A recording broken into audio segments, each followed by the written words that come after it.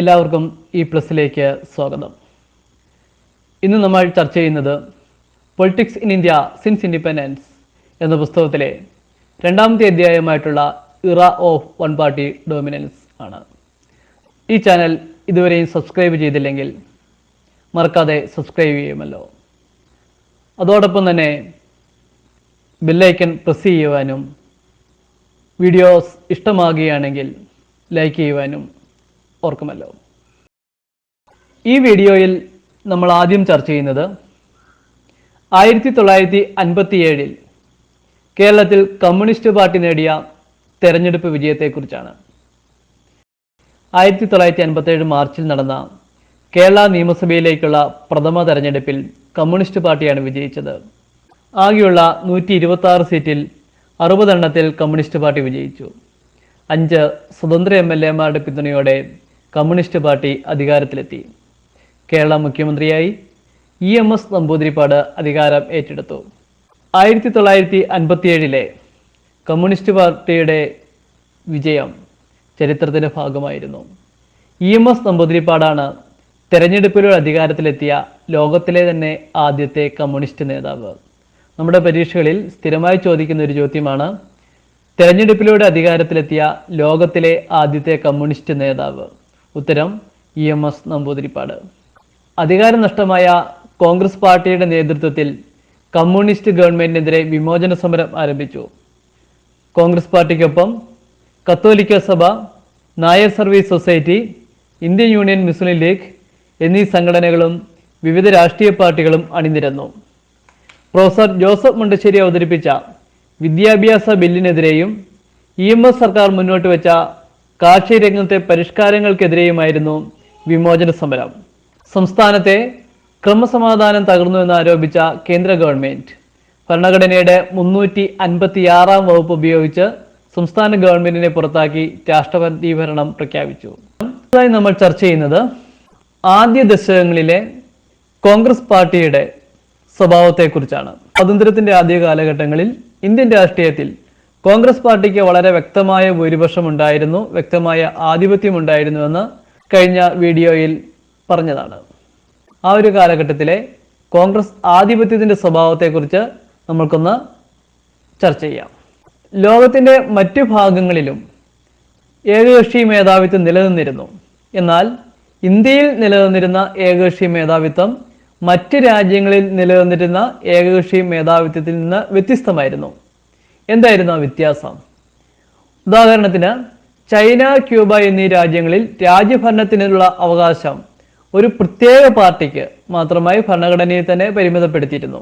അതേപോലെ Belarus, Myanmar തുടങ്ങിയ രാജ്യങ്ങളിൽ സൈന്യത്തിന്റെ സഹായത്തോടെയാണ് ഏകകക്ഷി ഭരണം നിലനിർത്തിയിരുന്നത്. എന്നാൽ ഇന്ത്യയിൽ എല്ലാ രാഷ്ട്രീയ പാർട്ടികൾക്കും പ്രവർത്തിക്കാൻ പൂർണ്ണ സ്വാതന്ത്ര്യം നൽകിയിരുന്നു. ഇന്ത്യയിൽ നിലനിന്നിരുന്ന കോൺഗ്രസ് ആധിപത്യം അതുകൊണ്ട് തന്നെ തീർത്തും ജനാധിപത്യപരമായിരുന്നു. ഇതിന് സമാനമായിട്ടുള്ള ഒരു ഉദാഹരണം നമുക്ക് കണ്ടെത്താൻ സാധിക്കുന്നത് ദക്ഷിണാഫ്രിക്കയിൽ നിന്നാണ്. വർണ്ണവിവേചനം അവസാനിച്ചതിന് ശേഷം ദക്ഷിണാഫ്രിക്കയിൽ നിലനിന്നിരുന്ന ആഫ്രിക്കൻ നാഷണൽ കോൺഗ്രസിന്റെ ആധിപത്യം അതും ജനാധിപത്യപരമായിരുന്നു. ജനാധിപത്യത്തിന്റെ ആദ്യ വർഷങ്ങളിൽ കോൺഗ്രസിനെ ഒരു സാമൂഹിക ആശയപരമായ സഖ്യം എന്ന് വിശേഷിപ്പിക്കാറുണ്ട്. എന്താണ് ഈ സാമൂഹിക ആശയപരമായ സഖ്യം എന്ന് പറഞ്ഞാൽ? 1885 സ്ഥാപിതമായ കോൺഗ്രസ് പാർട്ടി ഇംഗ്ലീഷ് സംസാരിക്കുന്ന സമ്പന്നരായ ഉന്നത ജാതിയിൽപ്പെട്ട നഗരവാസികളുടെ പാർട്ടിയായിരുന്നു തുടക്കത്തിൽ. എന്നാൽ നിസ്സഹകരണ പ്രസ്ഥാനം പോലെയുള്ള സമരങ്ങൾ സംഘടനയെ സാധാരണ ജനങ്ങളുടെ കൂടെ രാഷ്ട്രീയ പാർട്ടിയാക്കി മാറ്റി. ഇതോടുകൂടി സമൂഹത്തിലെ എല്ലാ വിഭാഗത്തിൽപ്പെട്ടവരും കോൺഗ്രസ് പാർട്ടിയുടെ ഭാഗമാകുവാൻ തുടങ്ങി. വ്യത്യസ്ത അഭിപ്രായങ്ങളും താല്പര്യങ്ങളും ഉള്ളവർ പോലും പാർട്ടിയുടെ ഭാഗമായി മാറി. ഇന്ത്യയിലെ വ്യത്യസ്തമായ ജാതി, മത, വർഗ, ഭാഷാ വിഭാഗങ്ങളുടെ സാന്നിധ്യം കോൺഗ്രസിനെ ഒരു മഴവിൽ സ്വഭാവമുള്ള സാമൂഹിക സംഘടനയാക്കി മാറ്റി. ആഭ്യന്തര വ്യത്യാസങ്ങളിൽ കോൺഗ്രസ് കൂടുതൽ സഹിഷ്ണുത കാണിച്ചു. പാർട്ടിയിൽ നിന്നും പുറത്തു പോകാതെ കോൺഗ്രസിലെ ഒരു ഗ്രൂപ്പിന് മറ്റു ഗ്രൂപ്പുകളുമായി ആശയ സംഘർഷത്തിൽ ഏർപ്പെടുവാൻ കഴിഞ്ഞിരുന്നു. സ്വന്തമായ ഭരണഘടനയുള്ള ചില രാഷ്ട്രീയ പാർട്ടികൾ പോലും കോൺഗ്രസിനുള്ളിൽ ഉണ്ടായിരുന്നു. അതിനൊരു ഉദാഹരണമാണ് കോൺഗ്രസ് സോഷ്യലിസ്റ്റ് പാർട്ടി. 1934 മുതൽ 1948 വരെ കോൺഗ്രസിന്റെ ഭാഗമായിട്ടാണ് കോൺഗ്രസ് സോഷ്യലിസ്റ്റ് പാർട്ടി പ്രവർത്തിച്ചത്. കോൺഗ്രസ് അംഗീകരിക്കാത്ത ഒരു പ്രത്യയശാസ്ത്രം കണ്ടെത്തുവാൻ പ്രതിപക്ഷ പാർട്ടികൾ പ്രയാസപ്പെട്ടു. അതോടൊപ്പം തന്നെ സ്വാതന്ത്ര്യ സമരത്തിന്റെ പാരമ്പര്യവും കോൺഗ്രസ് പാർട്ടിക്ക് ശക്തി പകർന്നു. തെരഞ്ഞെടുപ്പ് രാഷ്ട്രീയത്തിന്റെ ആദ്യ ദശകങ്ങളിൽ ഇന്ത്യൻ രാഷ്ട്രീയത്തിൽ കോൺഗ്രസ് പാർട്ടിക്ക് വളരെ വ്യക്തമായ മേധാവിത്വമുണ്ടായിരുന്നു. എന്നാൽ ആ കാലഘട്ടത്തിൽ വിവിധ പ്രതിപക്ഷ പാർട്ടികൾ ഇന്ത്യൻ രാഷ്ട്രീയത്തിൽ വളരെ സജീവമായിട്ട് തന്നെ രംഗത്തുണ്ടായിരുന്നു. തെരഞ്ഞെടുപ്പ് രാഷ്ട്രീയത്തിൽ ശോഭിക്കാൻ കഴിഞ്ഞില്ലെങ്കിലും ഇന്ത്യൻ ജനാധിപത്യത്തെ ശക്തിപ്പെടുത്തുവാൻ ഈ രാഷ്ട്രീയ പാർട്ടികൾ വളരെ പ്രധാനപ്പെട്ട പങ്ക് വഹിച്ചിട്ടുണ്ട്. അടുത്തത് നമുക്ക് പ്രതിപക്ഷ പാർട്ടികളുടെ പ്രാധാന്യം എന്താണെന്ന് പരിശോധിക്കാം. ഗവൺമെന്റിന്റെ പ്രവർത്തനങ്ങളെ ആരോഗ്യപരമായി വിമർശിക്കുന്നതിൽ പ്രതിപക്ഷ അംഗങ്ങളുടെ സാന്നിധ്യം സഹായകരമാണ്. ഇത്തരം ഹെൽത്തി ക്രിറ്റിസിസം ഗവൺമെന്റുകളെ കൂടുതൽ മെച്ചപ്പെട്ട രീതിയിൽ പ്രവർത്തിക്കുവാൻ പ്രേരിപ്പിക്കുന്നു. രണ്ടാമത്തെ കാര്യം, പ്രതിപക്ഷ പാർട്ടികൾ ജനാധിപത്യത്തിന്റെ സംരക്ഷകരായി പ്രവർത്തിക്കുന്നു. സ്വേച്ഛാധിപത്യ പ്രവണതകൾ തടയുവാൻ പ്രതിപക്ഷ പാർട്ടികളുടെ സാന്നിധ്യം സഹായിക്കുന്നുണ്ട്. പുതിയ നേതാക്കന്മാരുടെ വളർച്ചയ്ക്ക് വഴിതെളിക്കുന്നു എന്നതാണ് പ്രതിപക്ഷ പാർട്ടികളുടെ മറ്റൊരു പ്രാധാന്യം. അടുത്തതായി 1950കളിലും 60കളിലും ഇന്ത്യൻ രാഷ്ട്രീയത്തിൽ സജീവമായിരുന്ന പ്രധാനപ്പെട്ട പ്രതിപക്ഷ പാർട്ടികളെക്കുറിച്ച് നമുക്ക് ഡിസ്കസ് ചെയ്യാം. ആദ്യമായി കോൺഗ്രസ് സോഷ്യലിസ്റ്റ് പാർട്ടി. 1934 മുതൽ 1948 വരെ കോൺഗ്രസ് പാർട്ടിക്കുള്ളിൽ പ്രവർത്തിച്ചിരുന്ന പാർട്ടിയായിരുന്നു കോൺഗ്രസ് സോഷ്യലിസ്റ്റ് പാർട്ടി. ജനാധിപത്യ സോഷ്യലിസം എന്ന ആശയമാണ് പാർട്ടിയെ നയിച്ചിരുന്നത്.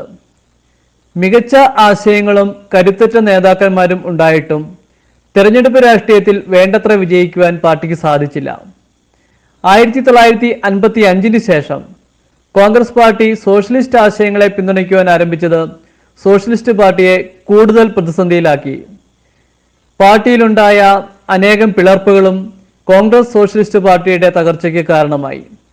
റാം മനോഹർ ലോഹ്യ, ജയപ്രകാശ് നാരായൺ, അശോക് മേത്ത, അച്യുത് പട്വർദ്ധൻ, ആചാര്യ നരേന്ദ്രദേവ്, SM ജോഷി എന്നിവരായിരുന്നു സോഷ്യലിസ്റ്റ് പാർട്ടിയുടെ പ്രധാനപ്പെട്ട നേതാക്കന്മാർ. മറ്റൊരു രാഷ്ട്രീയ പാർട്ടിയായിരുന്നു the communist party of India. Russian വിപ്ലവത്തിന് ശേഷമാണ് ഇന്ത്യയിൽ കമ്മ്യൂണിസ്റ്റ് ആശയങ്ങൾ പ്രചരിച്ചത്. 1942 വരെ കമ്മ്യൂണിസ്റ്റുകാർ കോൺഗ്രസ് പാർട്ടിയുടെ ഭാഗമായിട്ടാണ് പ്രവർത്തിച്ചിരുന്നത്. സ്വാതന്ത്ര്യത്തിന് ശേഷം തെലങ്കാന മേഖലയിൽ സായുധ സമരം നടത്തിയത് പാർട്ടിയുടെ പ്രതിച്ഛായയെ ബാധിച്ചു. ജനകീയ പിന്തുണ നേടുന്നതിനായി പാർട്ടി ആയുധം ഉപേക്ഷിക്കുകയും ജനാധിപത്യത്തിന്റെ പാതയിലേക്ക് വരികയും ചെയ്തു. 1964 CPI പിളർന്നു. സോവിയറ്റ് ആശയങ്ങളെ പിന്തുണച്ചവർ CPI ആയി തുടർന്നു. ചൈനീസ് ആശയങ്ങളെ പിന്തുണച്ചവർ CPI-M എന്ന പുതിയ പാർട്ടിക്ക് രൂപം നൽകി. AK Gopalan, SA Dange, EMS Namboodiripad, PC Joshi, Ajay Ghosh, P Sundarayya തുടങ്ങിയവരാണ് കമ്മ്യൂണിസ്റ്റ് പാർട്ടിയുടെ ആദ്യകാല നേതാക്കന്മാർ. അടുത്തതായി നമുക്ക് ഭാരതീയ ജനസംഘ് എന്ന രാഷ്ട്രീയ പാർട്ടിയുമായി ബന്ധപ്പെട്ട ചില കാര്യങ്ങൾ ചർച്ച ചെയ്യാം. 1951 ശ്യാമപ്രസാദ് മുഖർജിയുടെ അധ്യക്ഷതയിൽ ഭാരതീയ ജനസംഘ് സ്ഥാപിതമായി. രാഷ്ട്രീയ സ്വയം സേവക് സംഘ്, ഹിന്ദു മഹാസഭ എന്നീ സംഘടനകൾ ജനസംഘിന്റെ രൂപീകരണത്തിൽ നിർണായക പങ്കുവഹിച്ചു. ഒരു രാജ്യം, ഒരു സംസ്കാരം, ഒരു ദേശം എന്നതായിരുന്നു പാർട്ടിയുടെ പ്രധാന ആശയം. പാകിസ്ഥാനും ഇന്ത്യയും ചേർന്ന അഖണ്ഡ ഭാരത് രൂപീകരിക്കുക ആയിരുന്നു പാർട്ടിയുടെ മറ്റൊരു ആവശ്യം. ഹിന്ദി ഭാഷയെയും ഭാരതീയ സംസ്കാരത്തെയും പിന്തുണയ്ക്കുന്ന ശക്തമായ നിലപാടാണ് പാർട്ടി സ്വീകരിച്ചത്. ശ്യാമപ്രസാദ് മുഖർജി, ദീൻദയാൽ ഉപാധ്യായ, ബൽരാജ് മധോക് തുടങ്ങിയവരായിരുന്നു പ്രമുഖ ജനസംഘ് നേതാക്കൾ. ഭാരതീയ ജനതാ പാർട്ടിയുടെ വേരുകളുള്ളത് ഭാരതീയ ജനസംഘിലാണ്. സ്വാതന്ത്ര്യത്തിന്റെ ആദ്യ കാലഘട്ടങ്ങളിൽ പ്രവർത്തിച്ചിരുന്ന മറ്റൊരു രാഷ്ട്രീയ പാർട്ടിയാണ് സ്വതന്ത്ര പാർട്ടി. കൈവശ ഭൂമിക്ക് പരിധി നിർണ്ണയിക്കുവാനുള്ള നാഗ്പൂർ പ്രമേയം 1959 കോൺഗ്രസ് പാർട്ടി പാസാക്കിയതിനെ തുടർന്നാണ് സ്വതന്ത്ര പാർട്ടി രൂപീകരിക്കപ്പെട്ടത്. സാമ്പത്തിക കാര്യങ്ങളിൽ ഗവൺമെന്റ് നിയന്ത്രണം കുറയ്ക്കുക എന്നതായിരുന്നു പാർട്ടിയുടെ നിലപാട്. സ്വകാര്യ മേഖലയ്ക്ക് കൂടുതൽ പ്രാധാന്യം നൽകണമെന്ന് പാർട്ടി ആവശ്യപ്പെട്ടു. ചേരിചേരാ പ്രസ്ഥാനത്തെയും സോവിയറ്റ് യൂണിയനുമായുള്ള ഇന്ത്യയുടെ സൗഹൃദത്തെയും വിമർശിച്ച പാർട്ടി അമേരിക്കയുമായി കൂടുതൽ അടുത്ത ബന്ധം സ്ഥാപിക്കുവാൻ ആഹ്വാനം ചെയ്തു. ജന്മിമാരുടെയും വ്യവസായികളുടെയും പിന്തുണ ആർജിക്കുന്നതിൽ വിജയിച്ചുവെങ്കിലും സാധാരണ ജനങ്ങളെ ആകർഷിക്കുവാൻ കഴിയാതെ പോയത് പാർട്ടിയുടെ വളർച്ചയെ സാരമായി ബാധിച്ചു. C Rajagopalachari, K M Munshi, N G Ranga, Minoo Masani തുടങ്ങിയവരായിരുന്നു പാർട്ടിയെ നയിച്ചത്. ആദ്യ കാലഘട്ടങ്ങളിൽ ഭരണ പ്രതിപക്ഷ പാർട്ടികൾ തമ്മിൽ മികച്ച ബന്ധം പുലർത്തിയിരുന്നു. ഇതിനുള്ള ഏറ്റവും മികച്ച ഉദാഹരണമാണ് ഡോക്ടർ ബി ആർ അംബേദ്കറും ശ്യാമപ്രസാദ് മുഖർജിയും പോലുള്ള പ്രതിപക്ഷ നേതാക്കന്മാർ നെഹ്റു മന്ത്രിസഭയിൽ അംഗങ്ങളായിരുന്നു എന്നത്. എന്നാൽ ഇന്ത്യൻ രാഷ്ട്രീയത്തിൽ കോൺഗ്രസ് പാർട്ടി പുലർത്തിയിരുന്ന ഏകകക്ഷി മേധാവിത്വം പതുക്കെ ക്ഷയിച്ചു വരികയും മറ്റു പാർട്ടികൾ ശക്തിയാർജിക്കുകയും ചെയ്തു എന്ന് പറഞ്ഞുകൊണ്ടാണ് രണ്ടാമത്തെ അധ്യായം കൺക്ലൂഡ് ചെയ്യുന്നത്. ഈ അധ്യായത്തിൽ നമ്മൾ ഇന്ത്യയിലെ ആദ്യത്തെ പൊതു തിരഞ്ഞെടുപ്പിനെ കുറിച്ചും അതോടൊപ്പം തന്നെ ആ കാലഘട്ടത്തിലെ കോൺഗ്രസ് പാർട്ടിയുടെ സ്വഭാവത്തെക്കുറിച്ചും ആദ്യകാല പ്രതിപക്ഷ പാർട്ടികളെക്കുറിച്ചുമാണ് ചർച്ച ചെയ്തത്. മറ്റൊരു വീഡിയോയുമായി നമുക്ക് വീണ്ടും കാണാം. എല്ലാവർക്കും നന്ദി.